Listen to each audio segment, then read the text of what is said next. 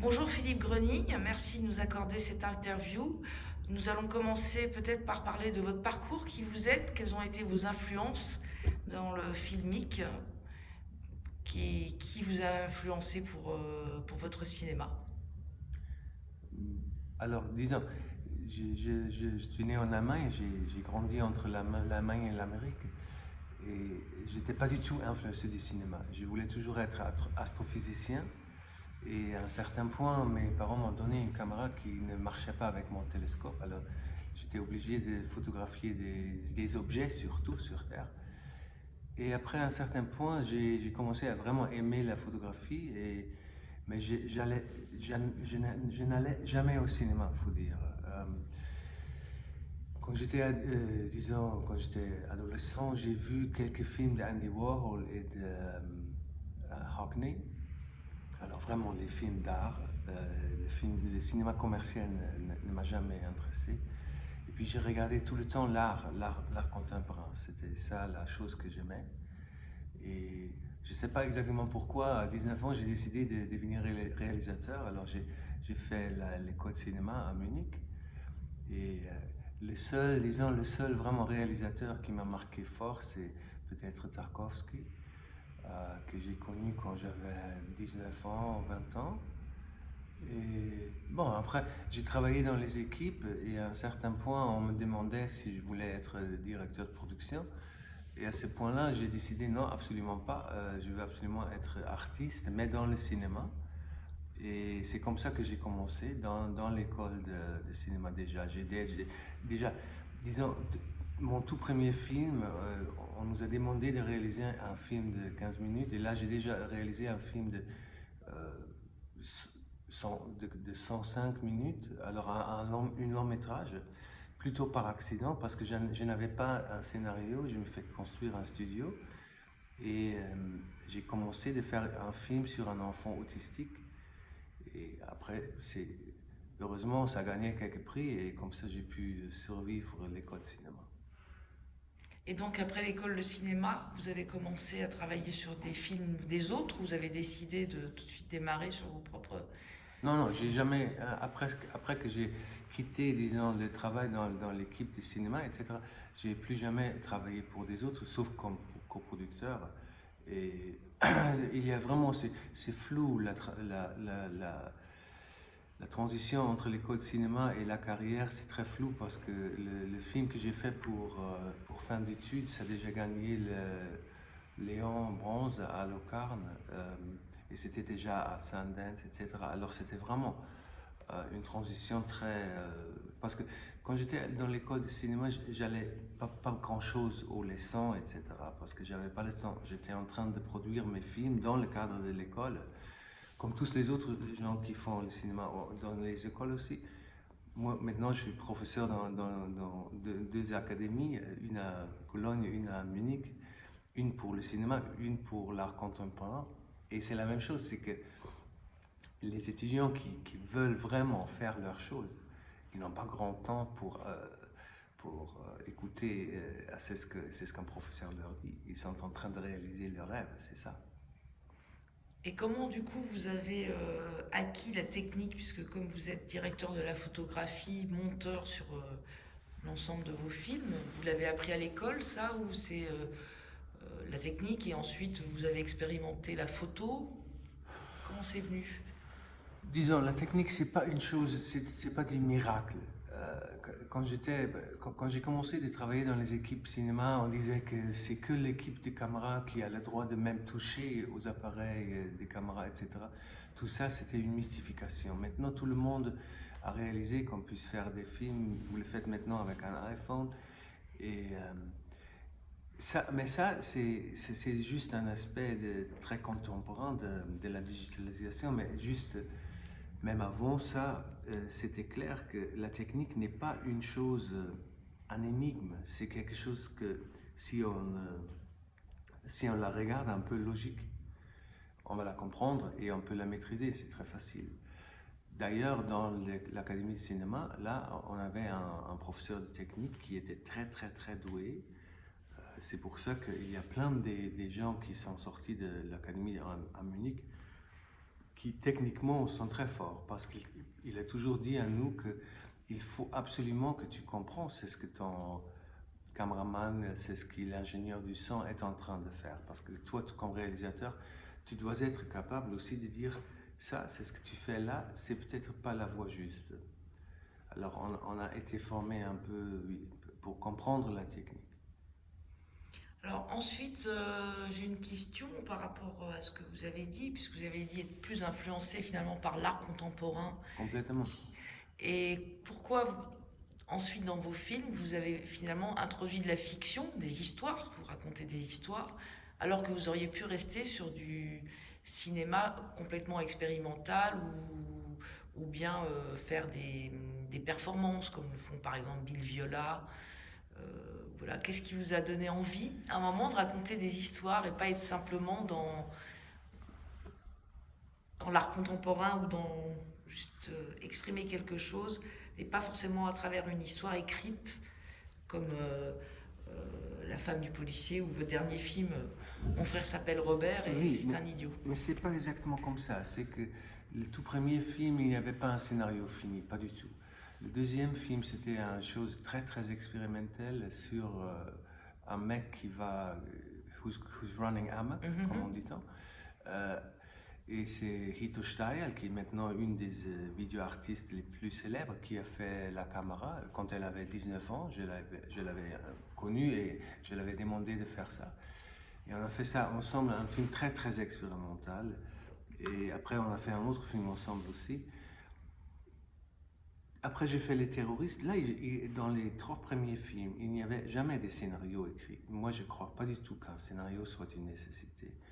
En effet, c'est une perversion d'une manière parce que c'est tout un autre médium, l'écriture, que le cinéma. Alors, c'est pervers un peu que nous, comme metteurs en scène, on nous demande d'écrire un scénario pour donner à ceux qui nous donnent le financement un peu de sécurité. C'est comme si tu demandais à un architecte d'écrire une pièce de musique pour illustrer ce qu'il veut construire comme bâtiment. Mais la musique n'a rien à voir avec l'architecture. Même chose. Alors, aussi La femme du policier, il n'y avait pas du tout de scénario. Alors comment vous travaillez s'il n'y a pas de scénario? Comment ça se passe concrètement? Oui, c'est assez intéressant. C'est que le problème, c'est à un certain moment, après Les Terroristes, qui était un film sur comment faire exploder le chancelier Kohl avec des explosifs plastiques. On m'a plus donné de l'argent sans scénario parce que ça créait un grand scandale en Allemagne et il a essayé d'empêcher le film de sortir, etc. Alors après, on avait un peu peur de moi. Mais avant ça, j'ai pu travailler comme ça. Alors j'ai une idée. J'ai une idée dans laquelle je connais déjà tous les personnages, je connais tous les lieux, je connais l'atmosphère et disons un peu le déroulement des choses. Après, on se met en marche. J'ai toujours fait construire tous mes décors, toujours dès le début. Alors même dans l'école de cinéma, les premiers films, j'ai fait construire un grand studio. Pas parce que je savais exactement qu'est-ce qui se va passer dans cet espace-là, mais je savais exactement que j'ai besoin de cet espace et de ces lignes optiques, des optical axes, etc. Et après, il y a un effet très intéressant. On écrit plein de petits éléments des scènes, etc. On a plein de papiers, des petites fiches où je mets qu'est-ce que je pense qui pourra entrer dans l'histoire. Et au fur et à mesure, dans le processus du tournage, il y a une sélection naturelle de qu'est-ce que je vais vraiment réaliser de ces scènes-là et qu'est-ce que je vais laisser tomber, juste à cause du temps, parce que je n'ai pas le temps de réaliser tout. C'est ce que ça fait. Ça fait qu'il y a des éléments beaucoup plus poétiques, beaucoup plus minimalistes qui entrent dans le film que si on travaille avec un scénario. Parce qu'un scénario, tu as toujours il y a une dominance de la logique, des actions, de la suspense. Alors un élément comme par exemple dans La femme du policier où elle se met contre les vitres de la fenêtre, elle regarde un insecte et elle commence à faire une petite chanson avec son doigt sur les vitres. Si tu le lis dans un scénario, tu vas à un certain point le couper parce que tout le monde te dira que ça, c'est pas vraiment nécessaire point de vue dramaturgique.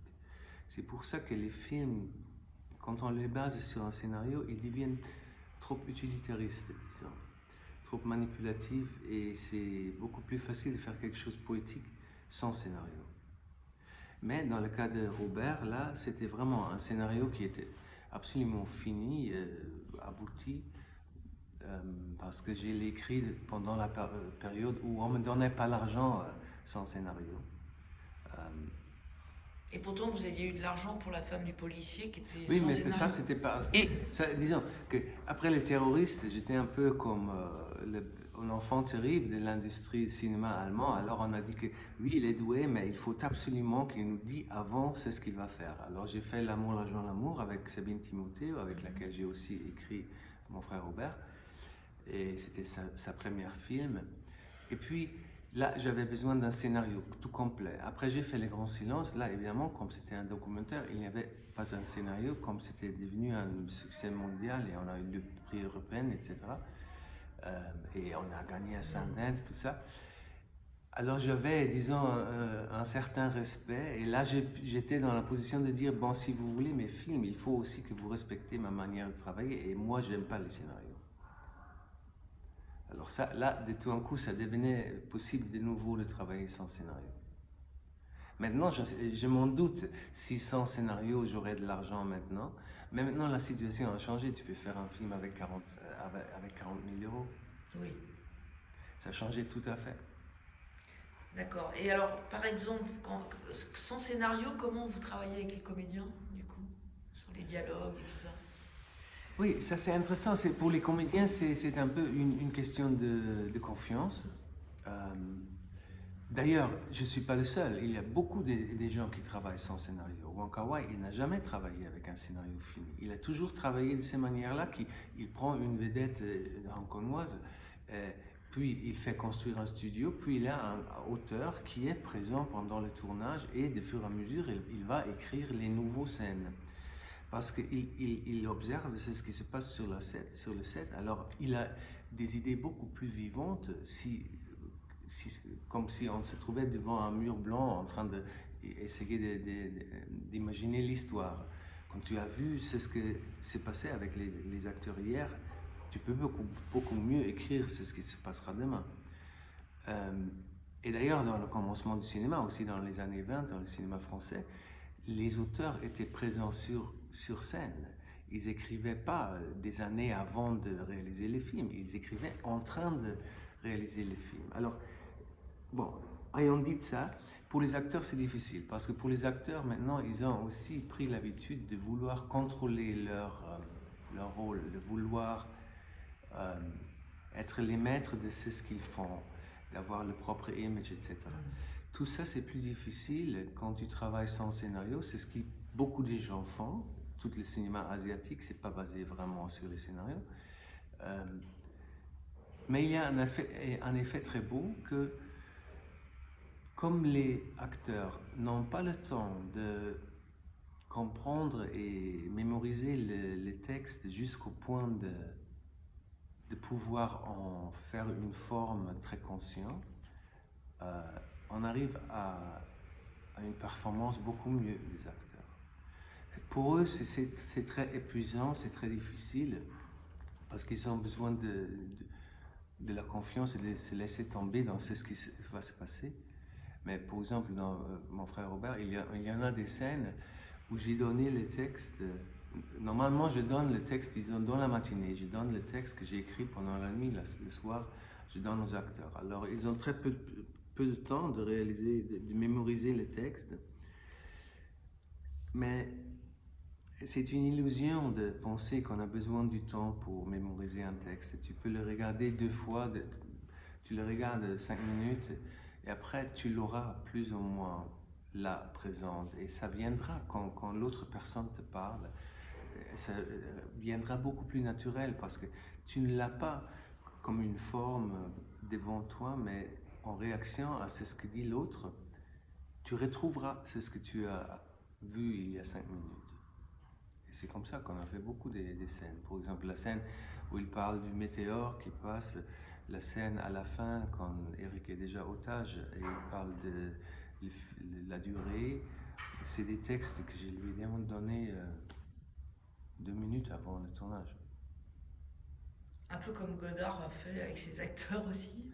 Oui, et Godard est un bon exemple, parce qu'il faut dire qu'on peut dire de Godard, c'est ce qu'on veut, mais il est, en tout cas, il est un cinéaste super important et un révolutionnaire de ce que c'est le cinéma, mais surtout, il a cassé la forme théâtrale du cinéma qui est pleinement revenue maintenant. Quand tu regardes maintenant la télévision, tu as l'impression que c'est des gens qui viennent d'une autre planète, qui parlent un langage télévisé. C'est pas le langage, et ils ne se comportent pas, et ils vivent dans des maisons beaucoup plus grandes, et ils ont des voitures. Tout ça, c'est un peu gonflé, disons. Et là, Godard, il a vraiment cassé ça, en mettant des gens devant la caméra et leur donnant l'espace, mais aussi disons, l'urgence de se comporter naturellement, parce qu'il n'y avait pas le temps de contrôler leur propre image. Tu vois, quand tu prends un acteur et tu lui dis, bon, oui, ça c'est le texte, et lui dit, bon, j'ai besoin d'une semaine pour l'apprendre, et tu dis, oui, j'ai tout compris, mais la réalité c'est que maintenant je mets la caméra en marche et on commence. À ce moment-là, il y a une vitalité de l'acteur qui va sortir. Pour revenir au film, donc la jeunesse du film, qu'est-ce qui vous a donné envie de parler de cette histoire de gémelléité? C'est quoi la genèse, l'envie de parler de ça? Mêlé à la philosophie, bien entendu. Le film, disons, il est né quand moi et Sabine Timothée, on a fait un voyage en Italie avant le tournage de L'amour, l'argent, l'amour, en effet. Et on parlait de cette histoire. Je savais que je veux faire ce film. Je savais qu'il y aura une station d'essence, frères et sœurs, préparation au baccalauréat en philosophie. Et l'idée de prendre des jumeaux, ça sortait, disons, instinctivement. Et après, j'ai réalisé que ça a vraiment quelque chose à voir avec le temps. Parce que, si point de vue psychanalyste, tu parles de c'est ce que c'est le temps, c'est un élément de c'est ce que les analystes ils appellent la triangulation. Ça veut dire qu'il y a un objet dont tu as besoin, ta mère, ton père, qui n'est pas présent. Alors tu t'imagines un autre objet, tu t'imagines quelque chose d'autre pour survivre ce moment d'absence. Et avec les jumeaux, bien sûr, il y a tout à fait un autre mécanisme, parce que quand ils sont très très très petits et quand les parents ne sont pas là, ils sont toujours entre eux. Ça veut dire que entre les jumeaux, il y a vraiment un autre concept de temps qu'avec ceux qui sont nés sans jumelles, sans jumeaux. On dit jumelles ou jumelles? Jumelles, oui. Jumelles, oui. Alors, ça, au fur et à mesure, j'ai réalisé ça et ça m'intéressait beaucoup. Et puis, j'ai fait le film La femme du policier. Là, c'était des petites filles de 4 ans qui sont des jumelles. Et j'ai vu comment ils se comportent entre eux. Et là, ça m'a convaincu beaucoup. Mais point de vue philosophique, c'est l'histoire de dire les jumelles ne sont pas vraiment dans le cadre du temps comme les autres le sont. Ils ont une espèce de bulle de temps entre eux qui est séparée du monde du temps qui est le temps entre les autres. Et ça, c'est intéressant parce que ça veut dire que le concept du temps, évidemment, est quelque chose qui est créé par l'être humain. Et pourquoi avoir introduit autant de philosophie dans le film? C'est parce que vous aimez la philosophie, vous lisez beaucoup les philosophes, Heidegger, Augustin. Le cinéma, c'est toujours, quand on fait du cinéma, on fait toujours un travail sur ce que c'est le temps. Parce que le film, c'est le médium qui travaille le plus fort avec ces médiums du temps. Alors il y a l'image, le son et le temps. Ça, c'est les 3 éléments du cinéma. Et aussi Le Grand Silence, c'est un film que sur le temps. Aussi mon tout premier film avec l'enfant autistique, c'est un film que sur le temps. je pense que ça me fascine, c'est ce que c'est le temps, parce que évidemment c'est la seule réalité que nous avons, mais au même temps c'est une chose qui semble nous échapper tout le temps, mais en réalité c'est la seule chose qui existe, parce que, disons, tous les objets matériaux, etc., ils ont tout un autre temps que nous. Ouais. Si vous mouriez maintenant, votre iPhone continuera. Oui. Alors, on n'a rien à voir avec ce monde des objets, et c'est que nous qui avons une conscience du temps. Et bon, et pour en parler au film, ça m'intéressait de faire un film où, en même temps, on parle du temps, point de vue intellectuel, mais aussi il y a, disons, une histoire où l'élément du temps est un élément central de la relation entre les personnages. C'est pour ça qu'ils sont jumelles. Et où aussi le temps commence, disons, à se défaire à fur et à mesure dans l'histoire. Il y a le moment où il y a, de tout un coup, il y a deux Robert, vous vous avez rendu compte peut-être. Il y a un moment où Elena, elle semble être présente dans deux lieux dans l'espace au même temps. Il y a un moment où de tout un coup, on voit une roche très grande dans le champ qui n'était jamais là avant. Étrangement, le spectateur accepte tout ça sans s'y scandaliser trop, parce que disons, la deterioration, comment on dit ça? La détérioration du temps arrive si subtilement que on accepte tout ça, même que si vous étiez ici 2 fois dans cet espace maintenant, je serais assez choqué. Mais dans le film, là, de tout un coup, ça paraît comme une chose naturelle. Alors c'est vraiment un film dans lequel l'exercice de ce que c'est le temps est fait dans les dialogues, mais aussi dans le traitement du temps, dans les éléments filmiques. Le décor, beaucoup. Oui, le décor aussi, parce que là, il y a une espèce d'éternalisation. On voit les montagnes derrière, on voit bien que ces montagnes-là, ça fait quelques millions d'années qu'ils sont là. Et en même temps, il y a une unité de lieu, c'est-à-dire que là, vous avez raconté, je crois, que vous avez repeint. Oui, parce qu'on a tourné pendant 3 mois presque. Alors il a fallu récolorer le blé. Et bon, oui, et on a construit toute cette station d'essence, etc. On a construit une partie de la rue même. On a loué tous les champs autour pour contrôler les couleurs, parce que moi je viens de l'art, alors je voulais vraiment que l'ensemble des couleurs qu'on voit, que c'est quelque chose qui fonctionne. Et donc à un moment dans le film, au bout des 2 heures, où en effet on perçoit que la bulle se crève en fait, il y a quelque chose entre les deux qui est en train de se crever, qui vient par tout à la fois le sexe, le pari, le pari sur la voiture, etc. Et toute la dernière demi-heure du film qui est violente et sexuelle. Et voilà, d'un seul coup s'introduit, après 2 heures de presque plénitude, on va dire, où on est avec les insectes, la nature, donc la bulle se crève d'un coup. Et moi j'avais envie de savoir justement ce que ça signifiait pour vous.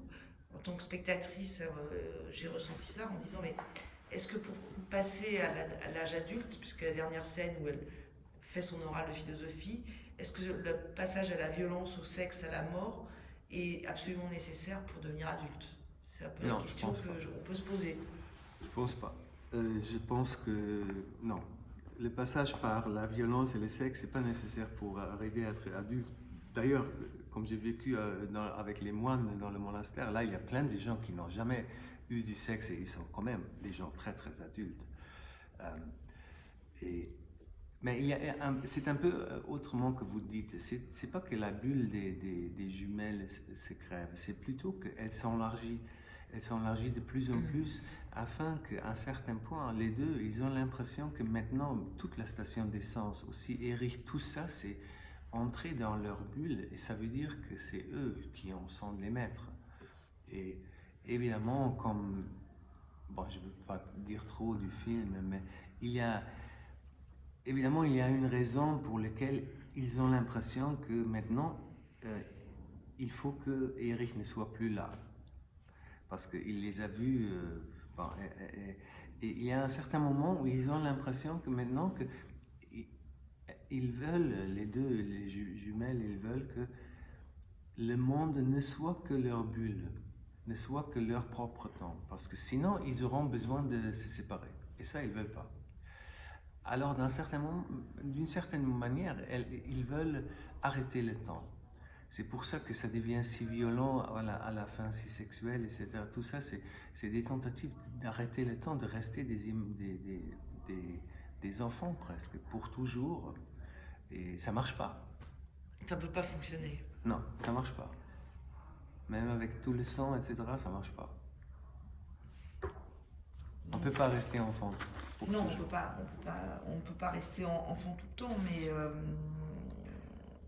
qu'est-ce que, voilà, pour vous, c'est, alors, si vous deviez, on va pas parler du film, puisque j'espère que les spectateurs vont aller le voir nombreux, mais... J'espère. Oui, comment vous définiriez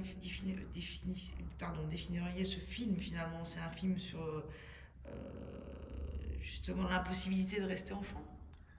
Non, c'est un film sur qu'est-ce que c'est le temps, c'est un film sur qu'est-ce que c'est un amour qui est vraiment très fort, et c'est aussi un film sur qu'est-ce que c'est la nécessité de joindre la sexualité et l'amour, c'est ce qui est un des grands devoirs des êtres humains, et aussi c'est un film sur la violence, parce que bien sûr la violence c'est aussi un élément de l'être humain. Alors c'est vraiment un film très compliqué, parce qu'il y a des grands thèmes, c'est le temps, l'amour, le sexe, la violence. Parce que la violence, vous considérez qu'elle est partout?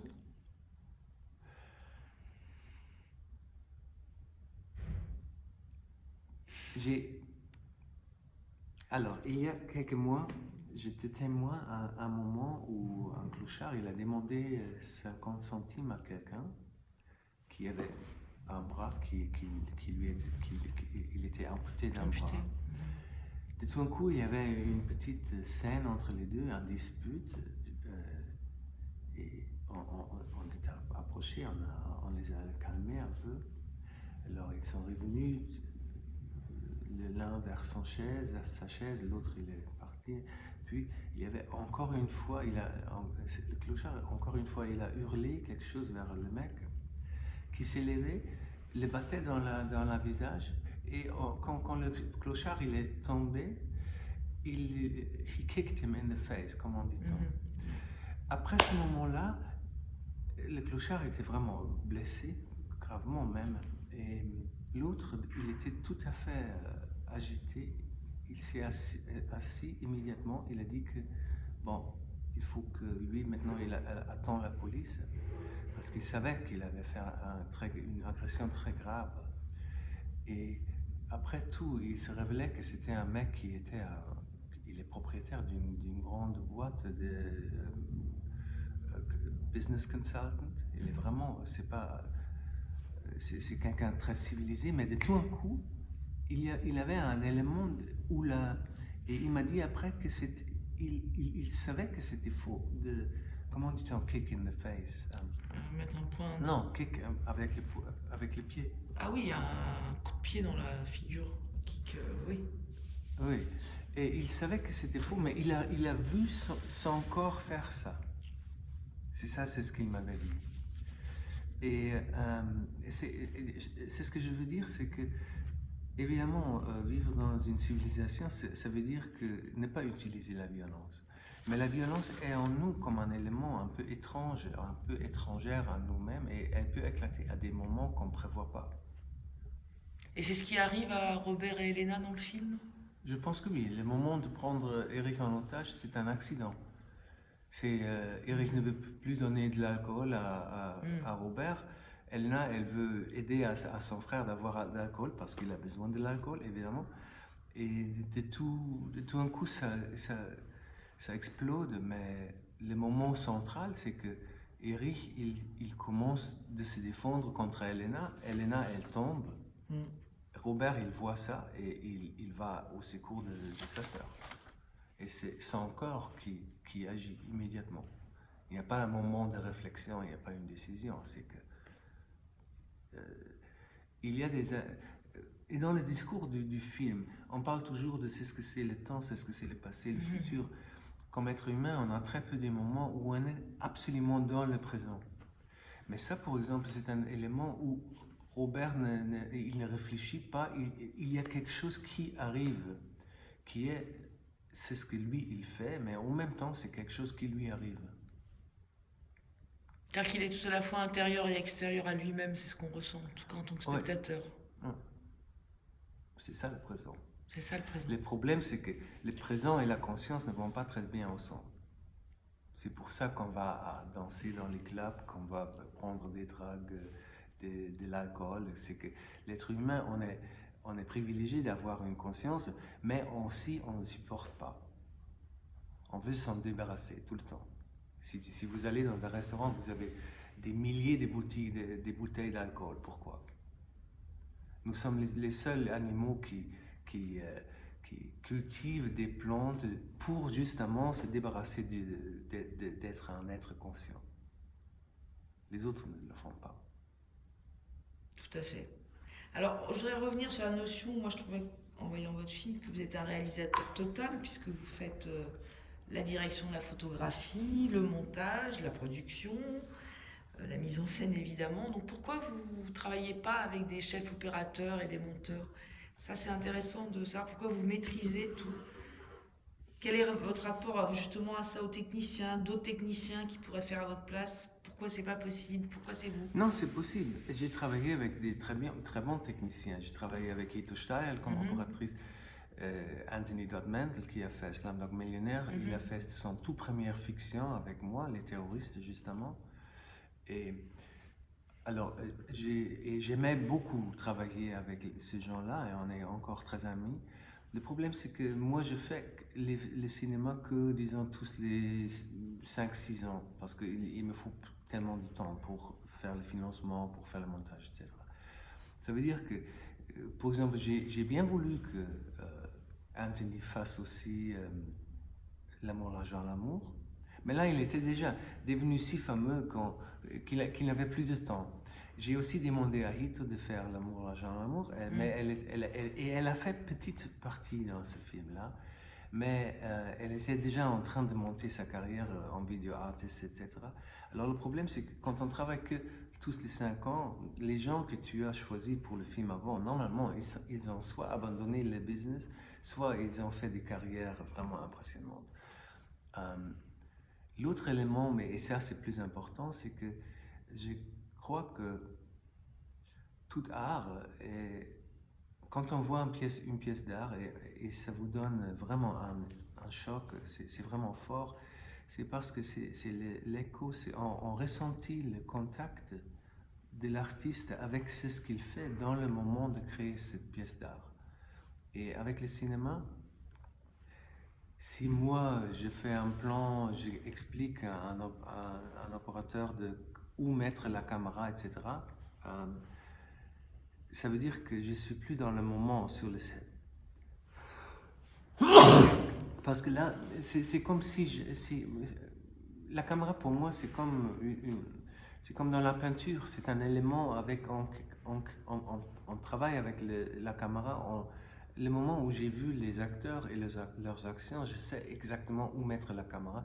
J'y réfléchis pas du tout. Alors c'est pour ça que je peux pas l'expliquer à quelqu'un d'autre non plus. C'est comme quelqu'un qui fait un dessin, il va pas dire à un assistant s'il te plaît, fais ces lignes-là, telle et telle manière. Soit on le fait, soit on ne fait pas. C'est pour ça que j'ai décidé de prendre la caméra et j'en suis très heureux. Et pour le montage, là, c'est pas moi seul qui fais le montage. C'est aussi, je travaille avec un monteur, Hannes Brun, qui a fait le montage aussi pour La femme du policier. Mais même chose là, les décisions finales, les décisions sur aussi de passer par le cauchemar de faire des versions qui ne marchent pas, etc. Malheureusement, c'est quelque chose qu'on doit faire. Parce que c'est le contact avec le moment qui fait l'art. Alors quand vous êtes au montage, vous êtes toujours avec votre monteur à côté? Non. Ou vous le laissez faire? Non, je lui laisse faire, mais aussi à un certain point, c'est moi qui continue le montage seul, peut-être. Non, on n'est pas dans le même lieu très souvent. Et oui, c'est vrai que la plus grande partie du montage, c'est moi, mais là, il y a au moins un correctif. Et j'ai des coproducteurs avec lesquels je travaille pour beaucoup des films qui me connaissent bien, qui vont visionner des versions, etc. Alors, c'est pas un travail tout à fait autistique. D'accord. Vous soumettez votre travail de montage à vos coproducteurs. Vous leur montrez. Oui, Et s'ils mais vous disent qu'ils ne sont pas d'accord, par exemple, qu'il faut oh, ça couper. marche pas comme ça. C'est pas, disons, un réalisateur, c'est pas un personnage auquel tu peux dire fais ça et il fera ça. C'est plutôt que je parle avec mes coproducteurs, avec les gens de la télévision, des distributeurs, de ce que j'ai fait. Et après, il y a quelques éléments de ce qu'ils disent qui me restent, qui sont des inspirations, et d'autres choses que j'ignore parce que j'ai l'impression que c'est pas important. Et très souvent, quand quelqu'un regarde un film qui est vraiment bon, il va dire là, dans cette scène-là, il y a un problème. Et très souvent, c'est pas dans la scène même que c'est un problème, mais c'est que la scène avant ou une scène 25 minutes avant crée un problème qui se montre après.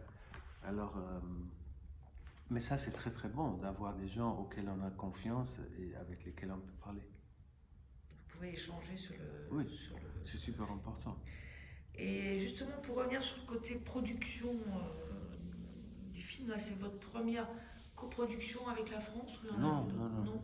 L'amour, l'argent, l'amour, c'était aussi une coproduction avec la France. Donc il y a Arte, c'est ça?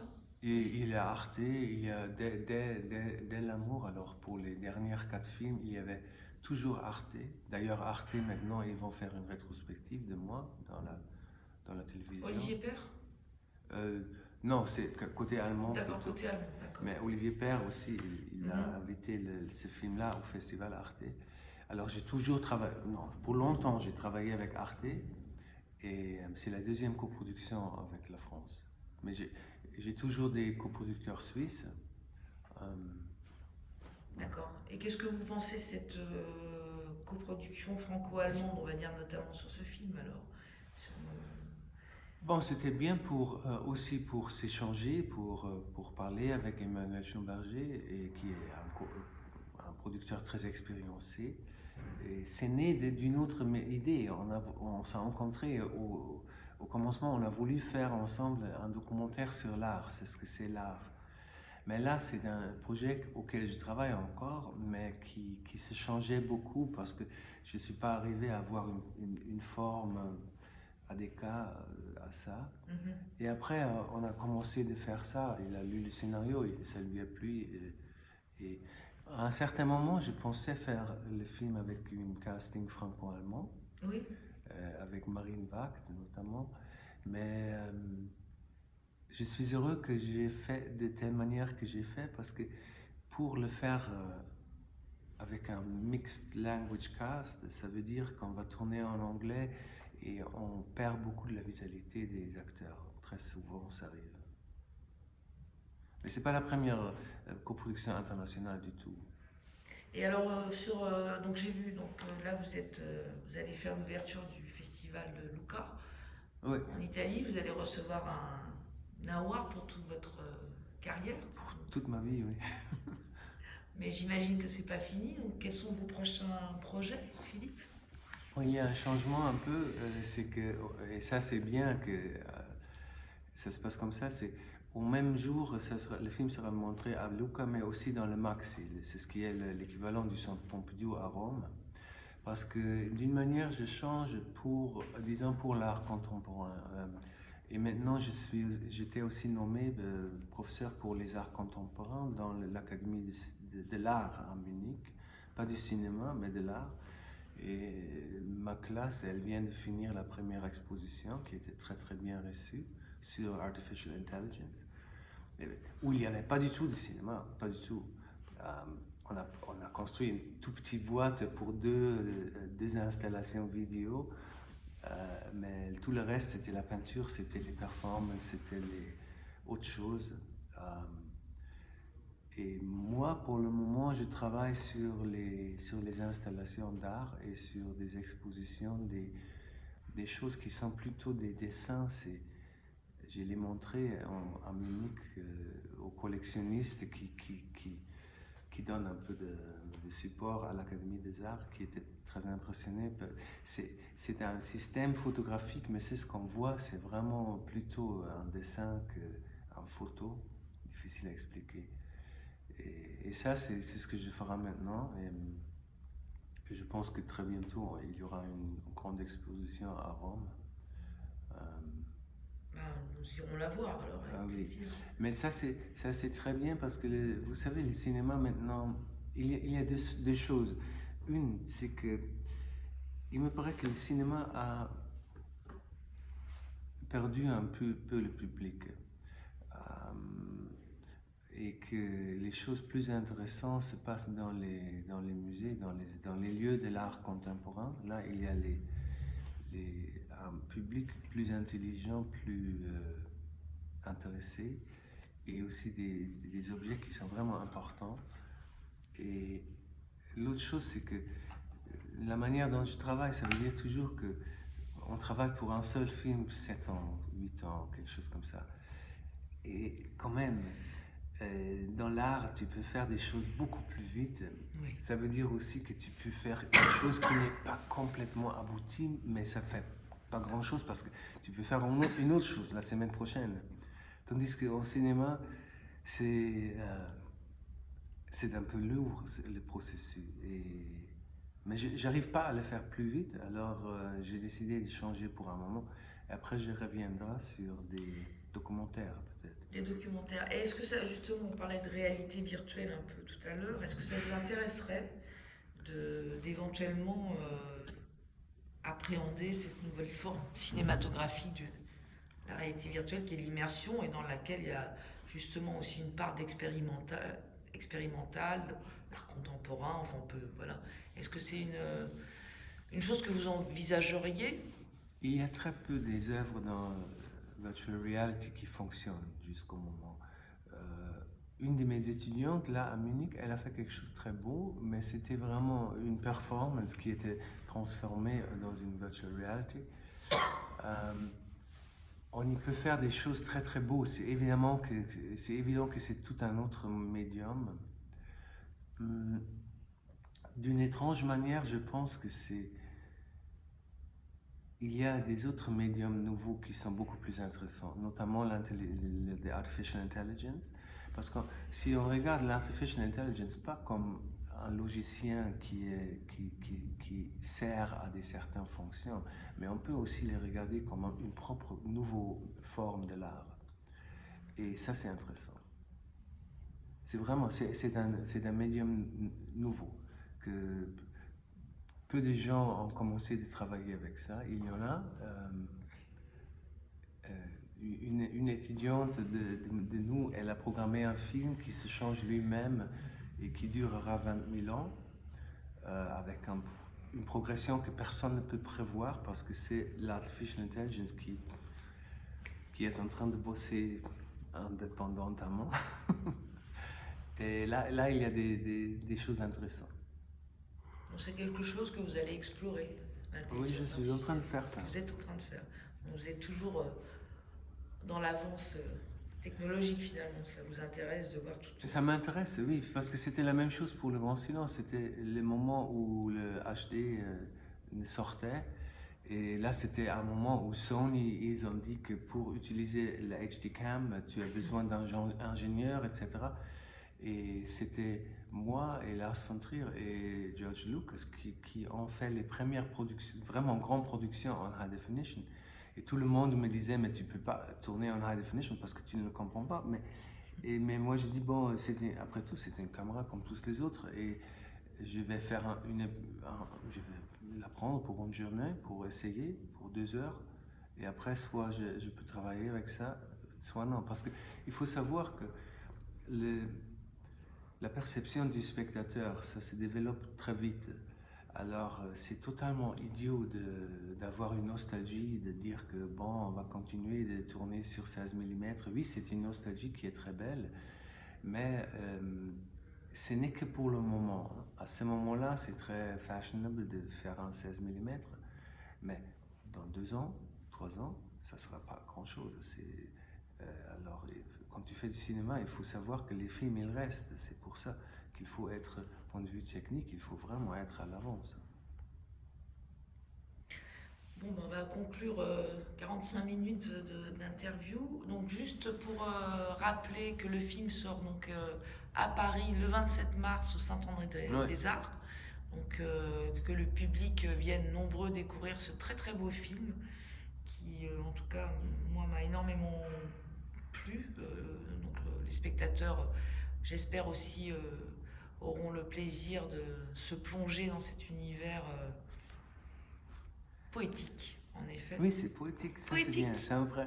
Vraiment poétique. J'espère aussi que les gens viendront. Et puis, ils peuvent vous retrouver donc au Festival de Lucca en Italie et donc aussi à Rome. Et puis, on peut suivre votre actualité, j'imagine, sur votre... Vous avez un site internet où on peut Non, je suivre. ne l'utilise pas. Pas du tout, donc on vous suivra. De toute Bon, façon, oui, vous donnerez des nouvelles. Oui, voilà. il y a des distributeurs qui ont leur site. Voilà, vous donnez des nouvelles de votre très beau travail. Voilà, bah, merci beaucoup Philippe. Merci à vous. Excusez mon français. Non, votre français est excellent par rapport à mon allemand qui était inexistant. À bientôt. À bientôt.